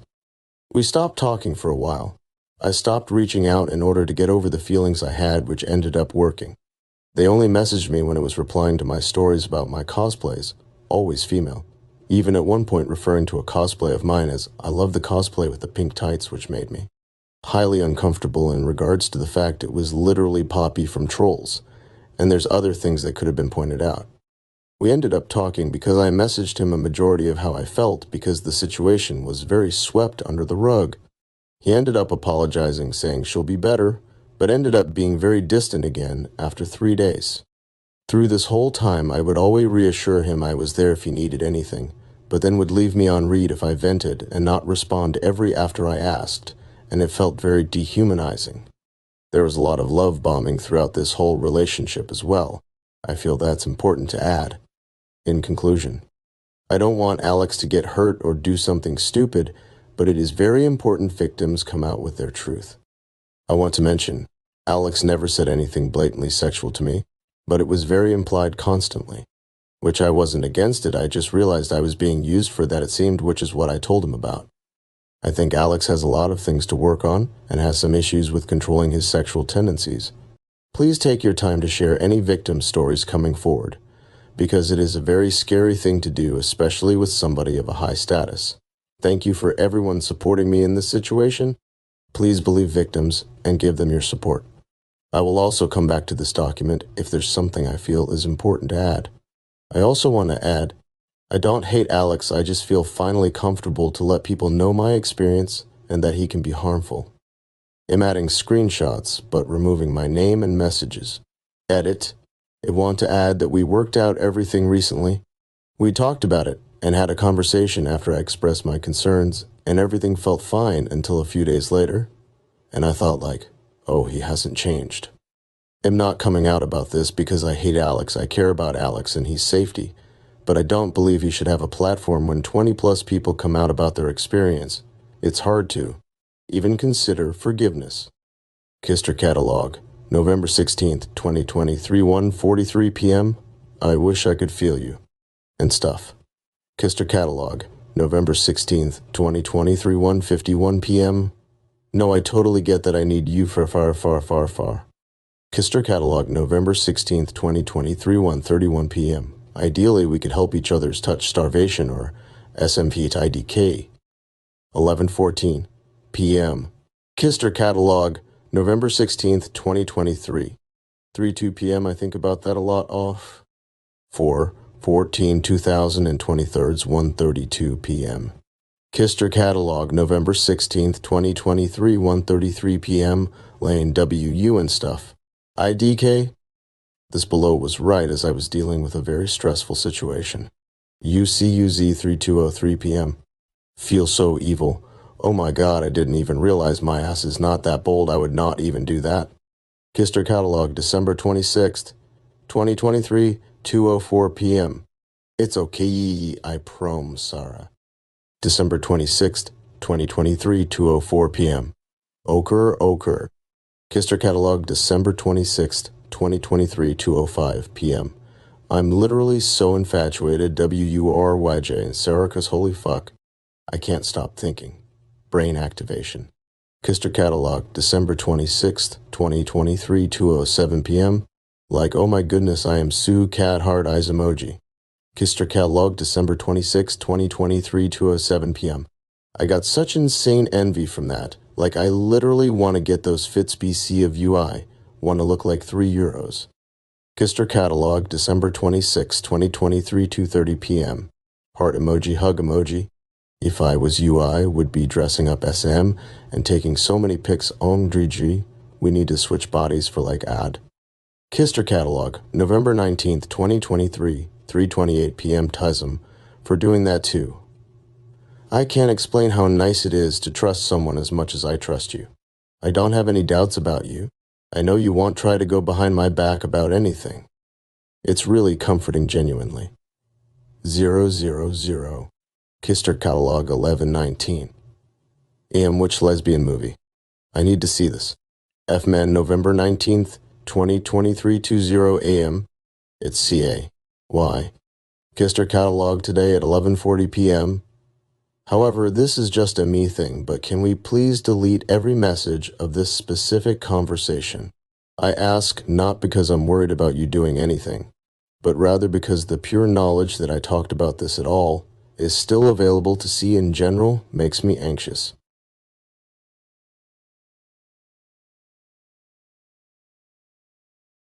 Hey, it's been a while since I've really made a lengthy post. I apologize if this is the last thing you wanted to see from me. However, I don't want to stay silent about what I've been dealing with for so long. For those who may not know me, hi, I'm Quinn, or Donut. I was a fan of the Mandela Catalog and since September 2021, discovering the series through YouTube recommendations. A lot of people may know me from my consistent tweets about the series, my fan art, and any fan content and discussions about the series. You may also know me as being a friend former mutual of the series creator, Alex Kister, and how we often would be buddy-buddy on Twitter. You may have noticed that I have stopped talking about Alex, or with him as of recent. This entire document, along the experiences others went through, is why. Before I go into detail about my experiences with Alex, I'd like to address multiple things. First of all, please read the document released by Stirring Juice on Twitter. It provides so much more information and evidence of Alex's behavior towards people behind the scenes, specifically to close friends he had made under questionable circumstances. Their experiences are much more in-depth, detailed, and frankly more serious and disgusting compared to what Alex put me through during our relationship. Considering that situation is somewhat separate from my experience, although somewhat connected, I will mention it here a few times if needed. I also need to clarify that I do not want any harassment of anyone included in this document, Alex himself included. My purpose of writing this document is not to cancel Alex, nor to send people to attack him. My purpose is simply to explain my experience with Alex as his friend between November 2023 to January 2024. I am simply a smaller case of Alex using his power over people, but I feel my perspective is important as a former longtime fan turned friend. With that out of the way, multiple individuals and I have come to the conclusion that Alex was using me, a fan, to fuel his parasocial relationship fetish. I need to clarify that during our friendship, Alex did not once ask me for any explicitly inappropriate photos of me, nor send any. Therefore, this is not a case of sexual grooming, and I ask that it is not referred to as such. Regardless, his behavior during our friendship towards me was extremely concerning and private, and disgusting given his true intentions. Our relationship didn't technically start specifically on Twitter, to say the least. Some of you may be familiar with the Mandela Catacord from 2023. This was an official Discord server dedicated to TMC where fans could share art, memes, and discussion about TMC and other internet horror series. If you've known me since that time, you'd know I was a very active member in this server prior to its shutdown in May 2023. Alex was aware of my existence because of this server, often striking conversations with me sometimes. Here's an SS of Folux and I discussing similar stomach issues. Archived February 3rd, 2023. Alex joking with me about TMC and mystifying Oracle, his other web series. Archived February 23rd, 2023. A convo Alex and I had about Hatsune Miku, which excited me as Miku is one of my favorite Vocaloids and it made me happy. Learning my favorite creator also had an interest in her. Archived February 27th, 2023. The majority of these convos were, of course, very innocent and very minimal. Regardless, as a fan, I very much appreciated this attention and found Alex to be very nice outside of the analog horror scene itself. These conversations in Catacord happened when I was 16. I'm not entirely aware if Alex knew how old I was exactly at the time, but he was aware, at the very least, that I was a minor, and as a result, from my perspective, kept that healthy boundary between fan and creator. Catacord was also the same server in which I created Moviedella, or the Mandela Catalog Movie, a satire-based AU that revolves around TMC if it was set as a corny Hollywood blockbuster film. I would talk about it a lot in this server, and there was even a stage at one point in which Alex and two of his friends had gone over some of the script for the trailer. While I wasn't in the Discord stage at the time this occurred, I was informed by members of the server that Alex enjoyed it for the most part. Of course, hearing this, it made me very happy and excited. Seeing a creator enjoy a work of fan art or fan work excited me, and I would be very annoying about it as a result. After Catacord was shut down, a lot of the former members moved to a new server. I'll be referring to this server as Server B, the same one mentioned in Ben's document. I was one of these members. There, the convos me and Alex would have in Catacord basically doubled in Server B. It was a lot more common for us to have conversations in this server than it was for Catacord, which makes sense given the size of Server B compared to Catacord, Server B being a much smaller server. Alex talks about Moviedella with the server, archived August 8, 2023. Around this time period of about September to November, this is when I tweeted a lot about TMC, a lot of joke tweets and memes, and overall just me having fun talking about my hyperfixation. Alex was aware of these tweets, as I'd often find him liking my tweets and freak out whenever he would. Again, seeing my favorite creator who created my favorite series give me attention, fueled my energy and enthusiasm for his series, and kept me very happy. Again, our convos in Server B during this period of September to early November were very limited. Alex often engaged more in conversations with people he had already known personally and his other friends. The only difference really was that Alex would like a lot of my tweets, even some not relating specifically to TMC itself. This stayed the case until about mid-November, in which I tweeted about a fake Alex Kister account and my discomfort towards it, as it felt very strange to impersonate a real person. Alex saw this tweet and agreed with me on it, and shortly thereafter people had found out that this account was, ironically enough, encouraging fans, mostly minors, into engaging in inappropriate activity via DMs under the pretense that the owner was actually Alex. I tweeted a warning out to the community about this, and shortly thereafter Alex did the same on his own Twitter account. After this, Alex decided to follow me back on Twitter once the fake account had been wiped off, given how adamant I was on it being taken down, and how I was relieved he didn't have to deal with it anymore. I could say this was about the start of our friendship, but the interactions between us prior were already present, so it was, in my eyes. This was a reasonable and perfectly normal transition between a fan and creator relationship to a platonic friendship. From November to about mid-December, everything seemed normal between us. I'd often make tweets about Alex as, the way I saw it, we were friends now. I treated him the same way I treated my other online friends and mutuals as a result. At least I thought I did.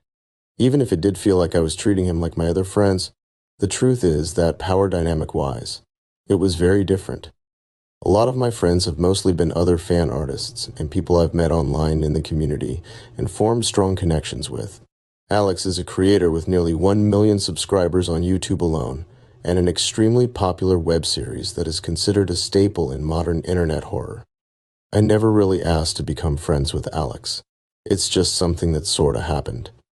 It did get to me sometimes that I managed to befriend a creator like this simply by talking about his series so much and have the occasional conversations here and there. But since at the time my other friends who were friends with Alex at the time had gone through a similar process, I thought it was normal. I had convinced myself this was fine and that Alex had no ulterior motives. I was very vulnerable and attached to people during this time. I had recently dealt with cutting off a very close friend near the end of October due to a reason which I don't feel very comfortable discussing here. As a result, I got very attached to Alex as his friend, and while we weren't as close as he may have been with other people, the relationship was very much noticeable and present given how much we would chat in each. I felt extremely guilty about it, as this was very unhealthy, but Alex didn't seem to mind too much. At the end of November, really did see more of a transition in terms of how Alex would present himself around me and others. He was a lot more open about his own issues with gender identity and finding ways to express it. A lot of people in Server B were very supportive of him during this time, as many members themselves are queer in some way, myself included. I had recently discovered I was non-binary during this time, and I felt obligated to let Alex know that it was perfectly normal for him to express his gender identity and that he shouldn't feel ashamed for doing so. This topic of gender identity was talked about a lot more frequently in about mid to late December. Alex would start using she/her pronouns a lot more often as a result, and go by different feminine names. A gender thread in Server B was even made where everyone would talk about their own experiences with their gender, and it was open to everyone including fans. This thread was made around December 26, 2023. In this thread, along with the TMC discussion channel, Alex would talk a lot with fans, and would be very affectionate towards me. He would give me a lot of attention and compliments, which I reciprocated. I saw this as normal and platonic because in my eyes, Alex was an older friend I could trust. I saw him as an older brother or sibling in a way, and he very much made himself out to be that way. Our convos were not limited just to Discord, but of course, Twitter as well. Alex and I discussing a fic I was writing with my TMC Medieval AU.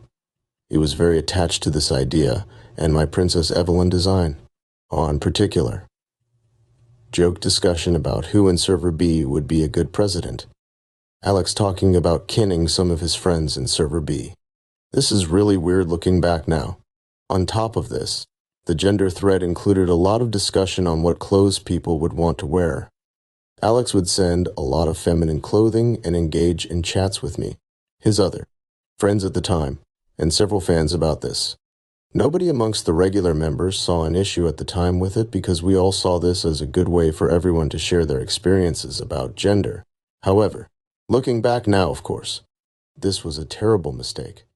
Alex shouldn't have been engaging in these types of personal conversations with fans at all, especially ones in which photos of fans were sent. On the topic of this, I got very comfortable chatting with Alex at times that I would send personal photos to the server. Thankfully, none of them showed my face, and, at most, only included a part of my body such as my legs or arms. Alex would often not take his size and influence into consideration, as evident from previous conversations.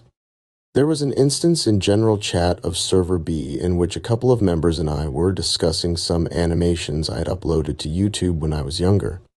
The person mainly sending these videos, friend C, didn't really get the memo at first that I wasn't comfortable talking about them, which I don't blame, as I tried to brush it off very quickly with a few jokes. It got very uncomfortable very quickly. However, I didn't want anyone to think I was mad, so I tried my best to take the topic away from the discussion. Alex, however, decided to comment on it. This caused a domino effect as members began to talk about it even more. This, of course, stressed me out a ton. I know it might be overdramatic to some that I was genuinely freaking out over this, but it did hurt seeing my one request for old media of mine not to resurface basically be ignored by a friend with a large influence over many people. It got to a point where I just had to literally state that I didn't want any of my old content posted on the server or anywhere else because I was uncomfortable with it. People quickly apologized after, including friend C. I have no issues with friend C as they were unaware of this boundary and it was 100% my fault for not making it more clear prior. Shortly after this, Alex DM'd me privately apologizing profusely for bringing up my old videos. Notice the language and dialect Alex uses in this DM. It comes off as very sympathetic overall, but also notes that it is difficult for Alex to notice when he is going too far with certain conversations. This will be important for later. Around the same time the gender thread was made, Alex had brought up an idea of creating a small Discord server dedicated to expressing gender identity and expression. A lot of us thought this was a really great idea, as again, a lot of us are queer. And seeing a large creator like Alex want to express his gender identity and feel comfortable felt very exciting to us.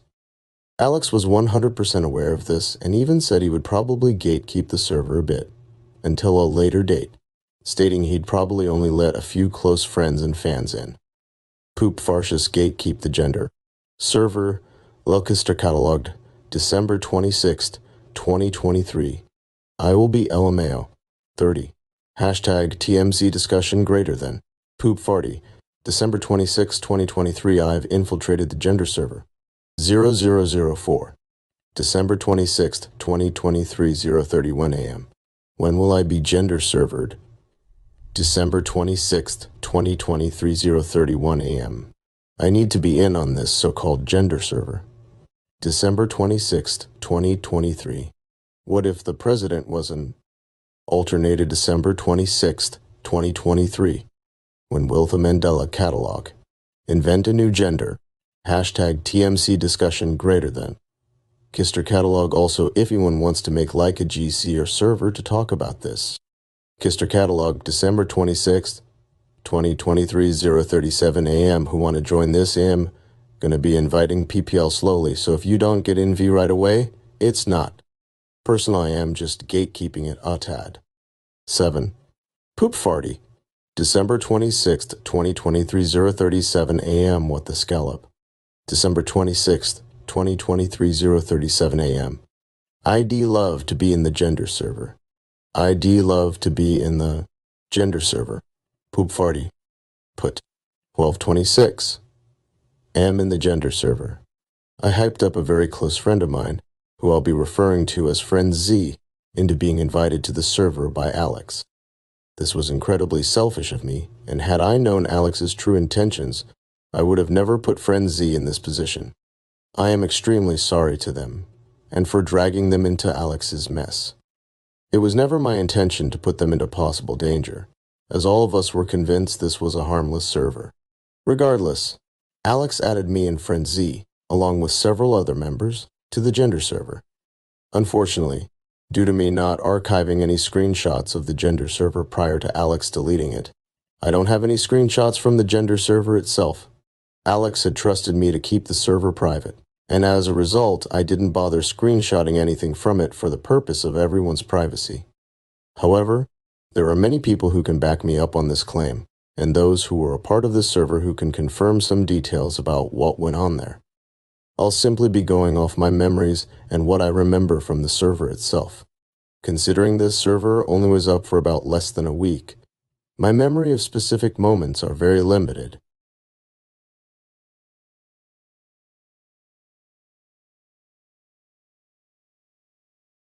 What I can say, however, is that several channels were set up, one of these being dedicated to personal photos. Alex would use this channel to send photos of himself in various outfits, mostly dresses, and encouraged other members to send photos of themselves in their own outfits. All of us hyped each other up with every photo, regardless of who was sending them. However, the main person sending photos of themselves was Alex himself. A lot of his photos of him in feminine clothing, especially in dresses. He often blurred his face or left it out specifically in the photos. Whether or not this was him trying to make himself feel more comfortable sending them to the channel, or if he was doing this to make sure people outside of this chat wouldn't recognize him, is something I am not entirely sure on. Regardless, I was one of the main people who would hype Alex up on his dresses. I felt obligated to, as his friend. And I thought I was doing a nice thing by complimenting Alex so much in his photos and hyping him up so much. There was an instance of Alex specifically going out of his way to please fans with what he was wearing.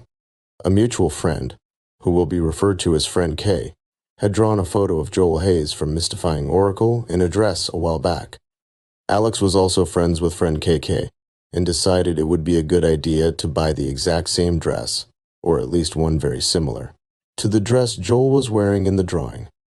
This should have been a red flag for me, because in no way did anyone ask Alex to go through this specifically, nor should he have done this. It was very parasocial, weird, and creepy, especially because he was not showing this photo of his cosplay to a large audience, but rather a small closed NFT server with few people in it, mainly minors. Regardless, all of us praised and complimented Alex for this because we did like the cosplay. It didn't strike a lot of us as odd at the time. As for the photos themselves and how I felt about them, they made me feel special. I thought it was so cool that a larger content creator felt happy sharing these photos of themselves with me, and I felt so nice and kind complimenting Alex about them. I had no idea this could have been fueling his parasocial fetish, because the way I saw it, we were friends and this was normal and fine. Every time Alex would post a new photo of himself in an outfit, I'd run over to praise him and tell him how pretty he was. I remember staying up until 3 a.m. one night just to talk to him on the gender server. I always saw these compliments I gave him as platonic and nothing more, but given everything I know now, I don't know if Alex was accepting them the same way I was. Our relationship stayed the same during this time between the 26th of December to the 1st of January 2024. Back and forth convos in Server B, discussions on Twitter, and checking in on the gender thread and gender server. Alex even held a Twitter space on December 30th, discussing the progress of TMC Volume 5, greeting me when I entered and consistently responding to my questions and comments. I felt like I was on top of the world at this point.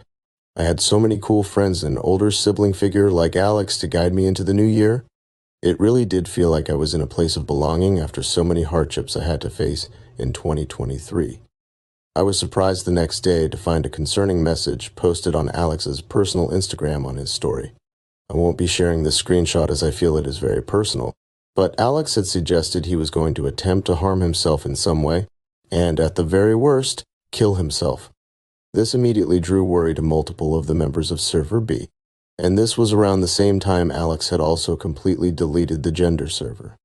Given what I know now, this was Alex most likely trying to get out of the situation he had put himself in with his prior abuse of one of the main victims, who were the ones most affected by his actions, as outlined in the main document. Of course, I had no idea of this at the time. I quickly DM'd Alex asking if he was okay, and that if he needed anyone to talk to, that I was there for him. Alex's story had also reached the TMC channel in Server B, with many members worried for his safety. One of Alex's friends, being a main victim of his abuse, quickly reassured us that everything was going to be okay, and that Alex and them were talking. It was a weird period of time after this day. I had the gender GC and thread at the back of my mind consistently. I didn't know what caused Alex to break like this, but since I saw him as my friend, I was very worried. It ate me up with guilt for days. I was so clueless as to what was going on. About 2 weeks later, Alex finally responded to my DM, thanking me for my concern on his health and well-being. He explained to me that he would be stepping away from making friendships with fans, me and others members of Server B included. It sort of confused me as this kind of came out of nowhere, and his tone was a lot more serious than the one I had been getting used to. Regardless, I took his word for it and believed him, because this is the story he told me at the time. I thought he was being honest. Note this comment at the end Alex made about my art. Although I didn't mention it before, Alex would hype up my art sometimes in Server B and on Twitter, so I assumed this was him trying to get on my good side before he decided to end our friendship. Also note how Alex refers to ex-friends here as fake. I believe this was Alex talking about the other people he has hurt, specifically the main victims, and he was being manipulative to me about why he had cut them off. I didn't think much of it after. I continued to consume TMC-related content and follow Alex on Twitter and Insta, even though he wasn't following me on his accounts there anymore. This happened very recently as of late January 2024. Around early February, I was notified by a close friend of mine, who I'll refer to as Friend O, about Alex's behavior. It was a summed-up version of his attitudes and actions in the main document out, basically about how he had a parasocial relationship fetish, and got off to a fan sending them a photo of them in a dress. About 4 other friends who had been close to Alex in some way, all fans, had been told this. We were all shocked and disgusted. Even if we didn't know the full extent to this, it was enough to make basically everyone there unfollow Alex on social media. The thing is, this info was not originally supposed to come out so early to us. Someone who was not supposed to have this information sent it to Friend O, and this would have jeopardized the release of the main document had it reached outside of this circle of people. I won't go into detail about this as it's personal to another situation, but know that all of us who had found out were told that we were not to discuss it until the main document finally released. I had a rough time dealing with my emotions from then on. I hadn't taken into consideration me and Alex's conversations at all until that moment. It made me question what his true intentions really were for me, and I would consistently try and cling on to any reasonable explanation as to why he would have acted the way he did to me. I really did try to convince myself that he didn't see me as something to fuel him, and was genuine with our friendship. But looking back at past messages and convos, it started to click a bit together that these weren't entirely innocent. The thought of being viewed as almost like a sex toy for pleasure still horrifies me. It got really bad during mid to late February. I would often avoid eating full meals and get full very easily. It was a struggle just to finish a single class during a school day without thinking about him. I consistently, and still do, have thoughts about him. I had to hide this from my real-life friends for a long time because of the guilt and shame I felt, only really telling them about my experiences in vague details. Thankfully, I had victims' friends who were also hurt by Alex comforting me, and still they do. They're wonderful, and did not deserve the shit Alex put him through. I also would have hypersexual thoughts and emotions about what Alex put me through, a fixation on the dresses specifically. I was exposed to very explicit content, and not safe for work at a young age due to unsupervised internet access, and as a result, I often have fits and moments of hypersexuality. It's not fun to deal with, but for the most part I could control it. However, this situation has reawakened that urge, and I consistently find myself imagining sexual and explicit scenarios with Alex, abusing me. I'd cross my legs during these scenarios and feel stimulated. I hate it. It's not fucking fun, and it's horrible to experience, and even if they're more so vent-related than fetish-based, it still makes me feel disgusting and gross. I made a lot of vent pieces between the 1-month time period of me finding out about what Alex had done to me, all the way up to as recently as March 10th. I would also have consistent breakdowns on priv, and suicidal thoughts always lingered in the back of my mind. If I could end it all, I would be free from ever remembering Alex again. Thankfully, these intrusive thoughts never went through, but they were always in the back of my mind. The consistent tweeting and praise of TMC and Alex by others also got to me at times. Even though it was nobody's fault for not knowing about his disgusting actions towards others, it made me feel horrible seeing him seemingly just leave me and get away with what he did. Well, that isn't the case anymore. Now with the main document from Ven being released, I have the same obligation to talk about what I went through. This entire doc is dedicated to show how Alex treated me during our friendship. Of course, it's not everything, as a lot of stuff was deleted or taken down, but I hope it's just enough to show how much of a disgusting individual he is towards fans. Alex, you'll never understand the amount of torment, pain, and distress you have put upon me and so many others. You were completely aware of my age at the time you began being more interactive with me, and not even a month after I turned 17 is when you made your move into being a questionably affectionate friend of mine. You are 20 years old, a nearly fully grown adult, and you spoke to a 17-year-old in an extremely affectionate manner. At times, it didn't even feel fucking platonic looking back. It never struck you as off or predatory that you also put a select group of minors in a server mainly dedicated to consistently praising your wardrobe and body? I sure think it is. You used me to fuel your disgusting parasocial fetish in place of consistently being turned down by other victims, and even if nothing explicit was sent between us. The underlying implications are still present and are still fucking disgusting. If you want to do the one thing right in this whole situation, leave the internet. Stop making videos about the Mandela catalog, mystifying Oracle, and your other projects. Stop posting on sites like Twitter, Reddit, where you consistently have made yourself look like the victim even before the release of everything, and Instagram. Get a fucking therapist to deal with your problems, because frankly, I'm done. Nearly 3 years of my life were dedicated to hyperfixating on your content, characters, your story that you had craft all up. I never truly got to know how much of a horrible, sick person you are until I realized you hurt my friends and that you hurt me. If you've made it towards this part of the document, I thank you for reading everything. I apologize if I couldn't include many screenshots, but know that I have other friends and people who were hurt by Alex to back me up on his treatment of me during our friendship. As for my account, I don't really know what I'll do going forward. I'll still be tweeting, of course, but I'm going to, of course, stop tweeting about TMC. I still highly respect and praise the series given that it has helped me through difficult times in my life. But I also recognize the fact the person who made it is a horrible person who has hurt countless people, and quite frankly would have probably hurt even more had he not been called out. As a result, I no longer will engage in TMC content going forward. My fan art will still be kept up for archival purposes, but know that I don't have any plans to draw any more TMC. I'll still be drawing, but it's most likely going to revolve around my current friends and new interests. These past few weeks have been really overwhelming to me, but I'm thankful that everything is finally coming out. If you are in a similar situation like this, please know that it is not your fault.